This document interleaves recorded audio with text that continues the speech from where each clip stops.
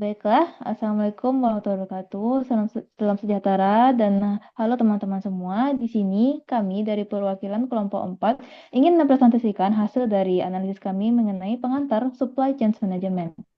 Nah, di sini anggotanya ada saya sebagai MC yaitu Elsa Zahwa dengan NIM belakang 079, lalu dilanjutkan dengan teman saya. Perkenalkan, nama saya Pankrasius Ara Wicaksono dengan NIM 24105120552. Perkenalkan, nama saya Aliasna Kamila dengan NIM belakang 089.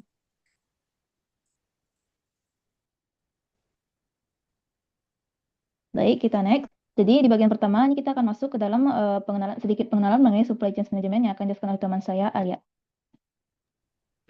Pertama, saya akan menjelaskan tentang sejarah perkembangan SCM. Awalnya, konsep SCM berakar dari logistik militer sebelum tahun 1950 pada zaman Perang Dunia I dan II, di mana fokus utamanya itu adalah bagaimana mengirim alat-alat perang secara cepat dan efisien untuk mendukung operasi perang. Terus, kedua, memasuki tahun 1950 hingga 1970-an, perusahaan mulai menerapkan sistem produksi massal, seperti pada perusahaan Ford dengan mobil model T yang menekankan efisiensi dan quality control.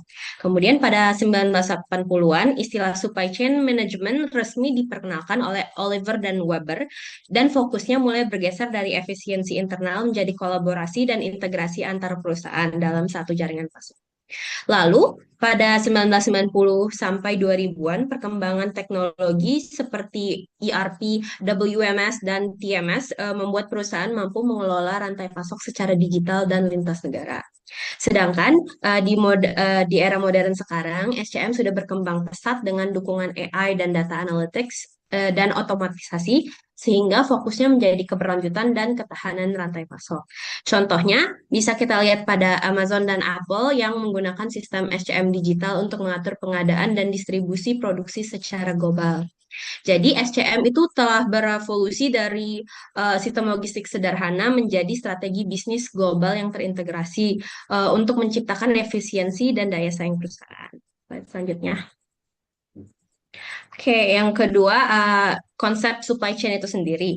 Jadi supply chain itu sendiri adalah jaringan fisik yang terdiri dari berbagai perusahaan yang saling terhubung dan berperan dalam proses memproduksi serta mengantarkan produk kepada konsumen akhir. Jaringan ini melibatkan pemasok bahan baku, produsen, distributor, pengecer, dan pelanggan akhir yang bekerja sama untuk menjaga kelancaran aliran barang dari informasi dan dana dari hulu ke hilir. Setiap entitas tadi mempunyai peran spesifik seperti pemasok menyediakan bahan baku, produsen mengubahnya menjadi produk jadi, distributor mengatur pengiriman, dan pengecer melayani pelanggan. Jadi supply chain itu nggak cuma mengirim barang, tetapi juga kerjasama antar organisasi agar produk bisa sampai ke tangan konsumen dengan cara yang paling efisien. Lanjutnya slide ketiga. Eh, Konsep supply chain management sendiri, tadi kan kita udah bahas supply chain. Kalau supply chain itu jaringan fisiknya, supply chain management itu adalah metode, alat, atau pendekatan strategis dan terintegrasi untuk mengelola seluruh aktivitas dalam rantai pasok itu agar berjalan lebih efisien dan efektif. Tujuan utama SCM adalah untuk meningkatkan nilai bagi pelanggan, menurunkan biaya operasional, mempercepat waktu respon terhadap permintaan pasar, serta menciptakan keunggulan kompetitif bagi perusahaan. Jadi dengan kata lain, SCM itu otak yang mengendalikan seluruh aktivitas rantai pasok agar semuanya berjalan dengan lancar. Lanjutnya. Nah, cakupan SCM itu ada yang umumnya dibagi menjadi 5, yaitu plan, source, make, deliver, and return. Yang pertama adalah plan, yaitu tahap perencanaan kebutuhan bahan baku dan kapasitas produksi agar pasokan seimbang dengan permintaan pasar. Contohnya, perusahaan menggunakan data penjualan sebelumnya untuk menentukan jumlah stok bulan depan. Yang kedua, source atau pengadaan, di mana perusahaan memilih dan mengelola pemasok bahan baku.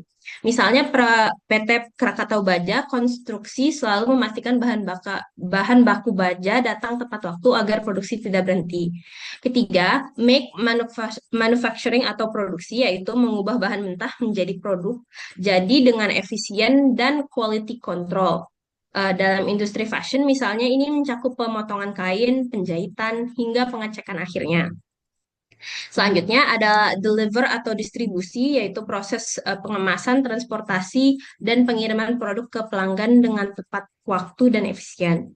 Dan terakhir, return atau pengembalian, yaitu menangani produk cacat atau return dari pelanggan untuk evaluasi dan perbaikan proses produksi. Kelima kegiatan ini saling terhubung melalui tiga aliran utama, yaitu aliran barang, informasi, dan keuangan yang harus terintegrasi. Selanjutnya, eh, manfaat SCM secara langsung. Manfaat langsung ini dapat dirasakan secara nyata oleh perusahaan, terutama dari sisi operasional dan finansial. Pertama, SCM membantu menurunkan biaya operasional dengan mengintegrasikan aliran barang, informasi, dan keuangan. Misalnya, seperti tadi PT Krakatau Baja Konstruksi mampu menghemat biaya gudang karena sistem stok mereka yang efisien. Kedua, SCM yang mempercepat waktu produksi dan distribusi. Contohnya, Toyota dengan sistem mereka yang bernama Just in Time, di mana bahan baku datang tepat saat dibutuhkan. Ketiga, SCM meningkatkan efisiensi proses produksi dan pengiriman seperti yang dilakukan Amazon dengan sistem AI untuk mempercepat layanan same day delivery. Selanjutnya keempat, SCM meningkatkan pendapatan dan laba karena efisiensi biaya dan pengiriman tepat waktu, meningkatkan kepuasan pelanggan dan penjualan berulang. Dan terakhir, SCM menjamin konsistensi kualitas produk seperti yang diterapkan Samsung yang memastikan standar kualitas komponen di seluruh rantai pasok global. Next slide. Selain manfaat secara langsung, SCM juga mempunyai manfaat tidak langsung. Pertama, yaitu meningkatkan kepuasan dan loyalitas pelanggan karena produk dikirim lebih cepat dan berkualitas. Contohnya lagi tadi PT Krakatau Baja Konstruksi mempertahankan loyalitas pelanggan industri karena pengiriman mereka yang selalu tepat waktu. Kedua, SCM membantu membangun citra dan reputasi perusahaan seperti PT Pindad dan PT PLL Indonesia yang dikenal dengan konsisten dalam ekspor alutsista. Ketiga, SCM mengoptimalkan aset dan SDM karena koordinasi lintas bagian membuat pekerjaan lebih produktif dan efisien. Keempat, membangun hubungan jangka panjang antara pemasok dan distributor. Toyota lagi misalnya menjaga kemitraan jangka panjang melalui sistem just in time tadi. Dan yang terakhir, SCM meningkatkan daya saing dan inovasi karena integrasi informasi membantu perusahaan beradaptasi cepat terhadap perubahan pasar. Next slide. Nah, meskipun SCM memiliki banyak manfaat, tentu saja ada tantangan dan permasalahan dalam penerapannya. Yang pertama, rantai pasok yang panjang dan kompleks, terutama di industri besar, menyebabkan koordinasi antar pihak sering terlambat. Contohnya saat pandemi COVID-19, industri otomotif global kekurangan komponen. Kedua, peramalan atau forecasting eh, yang tidak akurat sehingga bisa terjadi kelebihan atau kekurangan stok. Seperti tadi PT Krakatau Baja Konstruksi pernah mengalami fluktuasi permintaan proyek besar karena hal ini. Ketiga, keterbatasan infrastruktur dan logistik terutama di Indonesia yang membuat pengiriman bahan baku sering terlambat dan biaya meningkat. Keempat, kurangnya integrasi informasi karena masih banyak perusahaan yang belum menggunakan sistem digital dan masih bergantung pada proses manual. Kelima, masalah kualitas bahan baku dan produk yang bisa berdampak langsung pada mutu hasil produksi. Dan terakhir, resiko global dan eksternal seperti pandemi, inflasi yang dapat mengganggu pasokan. Contohnya krisis chip global tahun 2021 membuat banyak pabrik otomotif seperti Toyota dan Ford menurunkan produksinya. Jadi tantangan SCM terutama muncul dari kurangnya integrasi, koordinasi, dan kesiapan menghadapi gangguan eksternal. Selanjutnya akan dijelaskan oleh rekan saya.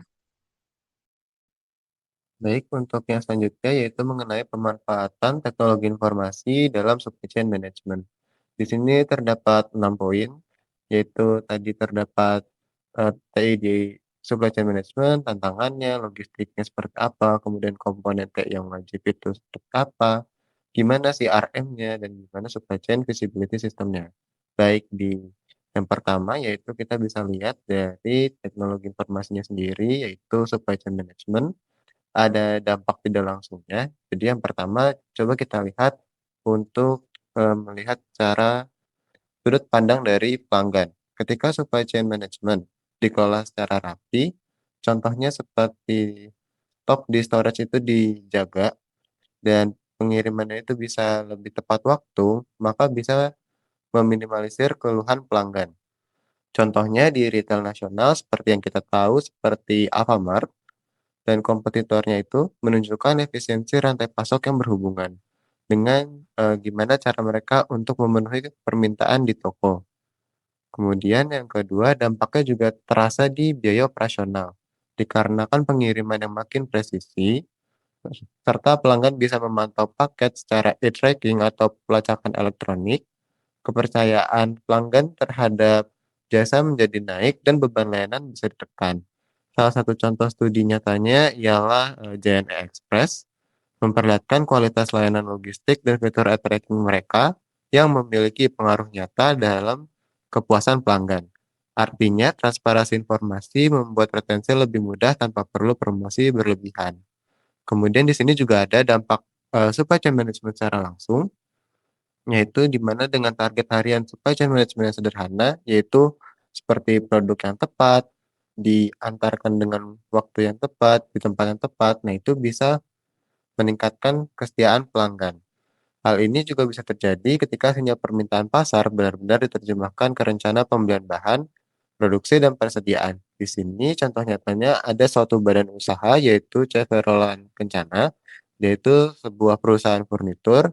Dia memiliki ERP atau Enterprise Resource Planning dalam aplikasi mereka yaitu ADM Pierre untuk membantu menertibkan pengadaan dan produksi. Pada contoh skala besar seperti PT Unilever Indonesia Tbk juga menunjukkan bahwa penguatan proses dari pemasok sampai pelanggan modern trade berkaitan dengan layanan yang lebih andal. Ini adalah contoh nyata kalau proses dari hulu sampai hilir itu memang penting untuk reliabilitas pengiriman. Baik, slide selanjutnya. Nah, di slide selanjutnya ini membahas mengenai tantangan supply chain management di Indonesia. Di sini contoh nyatanya yaitu eh, ketika suatu permintaan itu tidak sinkron ditanggapi oleh suatu perusahaan. Contohnya di sini ada bullwhip effect, yaitu gejala efek cambuk, di mana perubahan kecil di suatu toko itu bisa menjadi berlebihan di pabrik. Contohnya bisa jadi suatu pesanan yang berlebihan di pabrik. Di sini contoh kasus nyatanya yaitu dari Alfamart, PT Sumber Alvaria Trijaya Palu pernah menunjukkan pada waktu itu saat hitung fisik stok dibakukan dengan barcode dan SOP, itu mereka bisa menekan, bisa membuat selisih stok menjadi turun dan keputusannya menjadi lebih tepat. Kemudian tantangan lainnya juga muncul dari pencatatan manual di gudang yang dilakukan oleh salah satu PT logistik yaitu PT Kintetu Logistik Indonesia, di mana mereka bermigrasi dengan sistem WMS yaitu Warehouse Management System, di mana dengan WMS ini membuat pergerakan barang menjadi lebih jelas, akurasi persediaan meningkat, dan biaya material handling jadi menurun. Kemudian terdapat juga pemanfaatan TI agar aliran data terlihat cepat dan tepat. Di sini contoh nyatanya ialah dari PT Semen Indonesia Logistik. Mereka menerapkan teknologi informasi yang namanya TMS atau Transportation Management System. Ini digunakan untuk menaikkan produktivitas armada, mengefisienkan rute, dan merapikan pelaporan perjalanan sehingga jam jalan dan jarak tempuh bisa ditekan. Akan tetapi, kuncinya bukan sekedar hanya punya aplikasi, karena status pesanan, stok, dan pengiriman itu harus real-time, lintas fungsi, dan mitra. Sehingga koordinasi itu harus tepat dan tidak boleh tebak-menebak. Jadi, untuk penggunaan dari teknologi informasi itu sangatlah penting untuk digunakan di dalam suatu logistik ataupun di dalam supply chain management suatu perusahaan. Baik, slide selanjutnya. Di sini membahas mengenai teknologi informasi di logistik sehari-hari. Di sini contohnya tadi ada pesanan masuk yaitu dengan menggunakan WMS yang bisa membantu proses pick dan pack, kemudian ada TMS yang membantu menyusun rute dan mengantar, kemudian terdapat sistem keuangan yang bisa membantu dalam membukukan transaksi. Di sini studi kasus nyatanya yaitu ada di PT Kimia Farma Pelan Banjaran. Mereka menekankan bahwa pengendalian proses dan integrasi informasi membantu menjaga mutu dari pabrik sampai ke pelanggan. Khusus produk sensitif seperti vaksin dan insulin ada standarnya tersendiri, yaitu CDOB atau cara distribusi obat yang baik. Kemudian aturan BPOM juga mewajibkan pemantauan suhu yang konsisten selama penyimpanan dan pengiriman. Dokumen resmi serta publikasi evaluasi kepatuhan menunjukkan bahwa pemakaian sensor suhu dan pencatatan yang rapi di pedagang besar farmasi seperti Kimia Farma sangat berperan dalam menjaga mutu sepanjang cold chain tersebut. Kemudian, terdapat peran TI yang paling terasa, yaitu mengenai order, pelacakan, dan stok. Tadi contohnya sudah ada e-tracking dari JNE Express, di mana dengan adanya e-tracking ini bisa meningkatkan visibility dan juga, meningkatkan kualitas layanan yang bisa memberikan dampak positif, yaitu pada kepuasan pelanggan. Terus tadi juga sudah dijelaskan oleh saya, yaitu mengenai TMS. Contohnya tadi di Semen Indonesia Logistik, ketika mereka memiliki, rute yang harus digunakan dan rute tersebut tentunya harus efisien. Kemudian studi selanjutnya ada dari Forum Bulog Kanwil NTB yang menemukan implementasi ERP itu bisa berpengaruh positif terhadap kinerja. Artinya risiko kekosongan stok dan kelebihan stok itu bisa lebih terkendali. Kemudian yang selanjutnya yaitu mengenai komponennya, komponen TI. Agar keputusan itu bisa lebih objektif, banyak organisasi membangun data warehouse, yaitu seperti gudang data operasional untuk memantau KPI seperti service level, lead time, dan safety stock. Penelitian di PT Pos Logistik Indonesia menunjukkan ketika aliran data dan SOP dibenahi, akurasi itu bisa jadi lebih meningkat dan pekerjaan itu bisa jadi lebih cepat. Kemudian contoh nyata lainnya yaitu mengenai konektivitas antar lokasi dan portal mitra. Jadi jika pemasok dan pelanggan memakai portal yang sama untuk, advance shipping notice atau pemberitahuan kirim, kemudian ada booking slot, kemudian ada status pesanan, koordinasi bisa menjadi lebih cepat. Studi integrasi informasi yang ditemukan melalui Unilever Indonesia di Makassar menegaskan bahwa transparansi data lintas fungsi itu bisa mempercepat keputusan dan meningkatkan kinerja logistik. Yang terakhir yaitu mengenai sistem kunci, yaitu, sistem informasi atau teknologi informasi yang digunakan di dalam SCM ini tadi sudah dijelaskan, yaitu ada ERP untuk menyatukan pembelian, produksi, persediaan, penjualan, sampai keuangan dalam satu sumber data.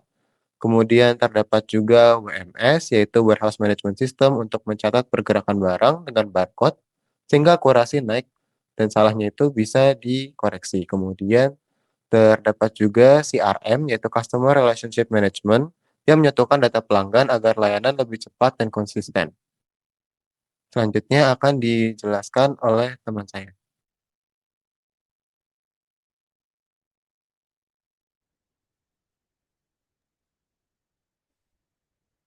Baik, selanjutnya kita masuk ke bagian CRM, yaitu Customer Relationship Management. Jadi apa itu CRM? Jadi CRM itu adalah sistem yang dirancang khusus untuk mengelola dan menganalisis interaksi serta data pelanggan. Jadi sepanjang siklus hidup mereka itu bersama perusahaan. Nah, jadi tujuan utama dari CRM itu sendiri untuk meningkatkan kesetiaan pelanggan, kepuasan pelanggan, dan profit perusahaan tentunya. Jadi CRM ini mencakup untuk menganalisis data, untuk mengidentifikasi kebutuhan pelanggan, memberikan informasi tentang berbagai produk, dan memastikan pelanggannya puas dengan pengalaman mereka. Nah, tentunya CRM ini memiliki proses. Jadi, apa saja sih proses-proses utama dalam CRM ini? Yang pertama yaitu ada marketing. Jadi, kegiatannya ini berupa pemasaran yang menentukan siapa sih pelanggan yang mau dituju atau targetnya, lalu bagaimana cara mendekati pelanggan itu, produk apa yang mau ditawarkan, berapa harga produknya, dan bagaimana cara mengurus atau promosi kampanye untuk pelanggan target itu. Nah, sistem IT yang bagus di bagian, ini tentunya akan memberi data analisis untuk membantu memutuskan harga, berapa untung dari produk dan berapa untung dari pelanggannya. Nah, selanjutnya untuk penjualan. Nah, Kegiatan penjualan tuh fokusnya adalah agar pelanggan benar-benar membeli produknya. Jadi terjadi suatu transaksi. Nah, ini beda dengan pemasaran karena pemasaran itu lebih fokus pada rencana siapa targetnya dan apa yang mau dijual. Nah, proses ini memberi informasi yang dibutuhkan tim sales atau divisi penjual agar mereka bisa menjual barang. Nah, proses ini juga butuh kemampuan untuk memberi perkiraan kapan barang akan dikirim dan bisa mengecek info pesanan pelanggan. Nah, sistem IT yang bagus di bidang penjualan ini yang adalah jika dia bisa membantu tim sales bekerja secara otomatis, mengatur produk dan membuat penawaran yang cocok untuk masing-masing pelanggan. Nah, proses CRM selanjutnya itu manajemen pesanan. Nah, proses mengurus pesanan pelanggan ini sangat penting baik untuk pelanggan maupun perusahaan karena apa? Nah, bagi pelanggan ini penting agar mereka bisa melacak dan mengecek status pesanan mereka. Dan bagi perusahaan ini penting untuk merencanakan dan mengirimkan pesanan itu. Nah, jadi proses ini menyambungkan apa yang diminta pelanggan dengan apa yang dimiliki oleh perusahaan. Nah, sistem IT yang cocok yang bagus untuk manajemen pesanannya adalah jika dia bisa membuat pesanan bisa dilihat oleh si pelanggan dan setiap langkahnya dari awal sampai akhir itu sampai benar-benar bisa ke tangan pelanggan. Nah, selanjutnya yaitu proses CRM selanjutnya itu layanan panggilan atau CS, Customer Service. Jadi layanan panggilan itu sering jadi penghubung utama antara perusahaan dan pelanggan. Jadi layanan ini membantu pelanggan untuk pertama tentunya untuk membuat pesanan, yang kedua si CS juga bisa memberi saran dan rekomendasi produk kepada pelanggannya, lalu juga bisa menyelesaikan suatu masalah yang terjadi dan memberi info status pesanan. Nah, sistem IT yang bagus dalam bidang layanan panggilan ini adalah jika dia bisa membuat layanan CS-nya bekerja lebih baik. Jadi sistem ini bisa mempermudah dan meringankan pekerjaan agen CS. Selain itu, sistem ini bisa mengarahkan pelanggan ke agen CS yang paling tepat untuk menangani masalah mereka. Nah, studi kasusnya yaitu terkait Amazon. Amazon ini sudah sangat bagus dalam menggunakan teknologi informasinya untuk meningkatkan cara mereka mengelola hubungan dengan pelanggannya. Perusahaan ini menyesuaikan produk yang ditampilkan agar cocok untuk masing-masing pelanggan. Caranya adalah dengan melihat barang apa yang dulu pernah dibeli, yang sedang dilihat dan diklik oleh pelanggannya itu. Jadi proses pemesanannya dibuat cepat dan mudah dengan sistem yang memungkinkan pesanan satu klik. Jadi setelah memesan pelanggan bisa terus melacak pesanannya sampai barang itu dikirim ke rumah. Nah, jika pelanggan perlu menelepon layanan pelanggan, nah sudah ada sistem untuk memastikan pelanggannya mendapat pengalaman yang baik. Nah, contohnya jika telepon sedang sangat sibuk, si Amazon ini sudah menawarkan untuk menelepon pelanggan kembali atau callback. Next, selanjutnya itu Supply Chain Visibility System atau singkatannya jadi SCFS. Nah, jadi apa itu SCV? Jadi SCV itu adalah kemampuan untuk melacak dan memantau produk-produk informasi dan proses di seluruh rantai pasokan secara real time dari supplier hingga konsumen akhir. Nah, tujuannya adalah untuk memberikan transparansi penuh agar perusahaan dapat membuat keputusan yang lebih cepat dan tepat, merespons perubahan pasar dengan efisien serta mengurangi risiko gangguan dalam supply chain. Jadi, visibility tidak optimal atau terbatas itu perusahaan bisa mengalami stock out, keterlambatan pengiriman atau biaya operasionalnya yang membengkak. Nah, tentunya CV ini memiliki tahapan implementasinya. Yang pertama yaitu data collection atau pengumpulan data. Nah, mengumpulkan data dari sistem internal perusahaan seperti sistem keuangan, sistem gudang, sistem transportasi, dan sistem pelanggan. Selanjutnya, data collection-nya juga menyambungkan data dengan data dari luar perusahaan seperti pemasok barang, pengirim barang, dan penyedia jasa, gudang, maupun pihak ketiga. Nah, lalu data collection juga menggunakan teknologi seperti RFID atau semacam sensor radio, GPS semacam pelacak lokasi, sensor IoT, dan pemindai barcode untuk mengumpulkan data secara otomatis. Selanjutnya tahapan SCV yaitu data integration and processing atau integrasi dan pemrosesan data. Jadi tahapnya ini menyatukan data dari berbagai sumber yang bentuk formatnya itu mungkin berbeda-beda. Lalu dia juga membersihkan data agar informasinya benar atau akurat dan sama semua, konsisten. Lalu dia juga menyimpan data di gudang data atau data warehouse atau menyimpan cloud yang bisa diperbesar kapasitasnya. Nah, selanjutnya implementasinya itu di bagian data analis atau analisis data. Jadi menggunakan analisis canggih semacam AI dan machine learning untuk memahami data, lalu juga melakukan analisis perkiraan prediktif untuk meramal permintaan barang di masa depan dan menemukan kemungkinan adanya gangguan. Lalu juga analisis data ini untuk mencari hal-hal aneh atau semacam anomali atau hambatan bottleneck dalam rantai pasokan secara otomatis. Ya, sebagai studi kasus, jadi ada sebuah perusahaan, jadi Maersk ini adalah sebuah perusahaan multinasional asal Denmark yang bergerak di bidang transportasi dan logistik yang terintegrasi, terutama sebagai operator kapal kontainer dan pelabuhan terbesar di dunia. Jadi perusahaan ini telah sangat sukses dalam mengimplementasikan supply chain visibility sistemnya melalui platform bernama Maersk Flow untuk memberikan transparansi end-to-end dalam supply chain global mereka. Jadi perusahaan ini mengintegrasikan berbagai teknologi untuk memastikan visibilitas penuh dari pelabuhan asal hingga tujuan akhir. Platform mereka ini menggunakan blockchain untuk dokumentasi shipping yang aman dan tidak dapat dimanipulasi serta predictive analytics untuk estimasi waktu kedatangan yang akurat. Jadi proses visibility-nya dibuat mudah dengan interface yang user-friendly. Pelanggan dapat melacak kontainer mereka secara real-time melalui portal web atau mobile app.